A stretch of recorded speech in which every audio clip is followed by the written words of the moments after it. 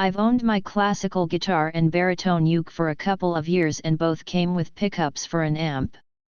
Took me this long to finally start the search for the right amp for my needs, which is for home use, for my own pleasure. I had no idea what to expect since I've had zero experience with amps, so did a lot of looking on Amazon and narrowed it down to either Orange and Fender. I went with Fender because of its reputation and they had the best price for a 10W amp, and honestly, I didn't want that ugly orange thing in my living room. Today I tried both my guitar and uke with this little amp and was blown away with how much better they sound plugged in. I experienced no buzz or feedback as others have described. It can go from pretty soft to very loud with no distortion. I love the treble/bass controls that really make them both sound deeper and richer. It has other features that I will never use in my setting with these instruments. I imagine that even for a small, intimate venue, this little amp would be sufficient for a classical guitar or uke. It's small, but not too small.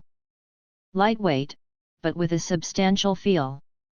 The handle on top makes it easy to carry wherever it needs to go, but fits perfectly under my desk next to my guitar, taking up very little space, and that's where it will stay. I think the price is very reasonable for its class, and you can't beat the Fender name for quality amps. I may not know much about amps, but I know what sounds good, and this one does, so, if someone is looking for a small, but powerful amp for home use, this one is worth a try. Tip: if it's shipped from/sold by Amazon, rather than third-party seller, it will be easier to return if you don't like it. But I'm very pleased with my purchase, it's a keeper. Amp has good sound and affordable price. A decent amp for a beginner. It's still the amp I practice on, and still a favorite. So much sound and power out of such a small body. Sounds great, easy to use, and portable. I have zero complaints.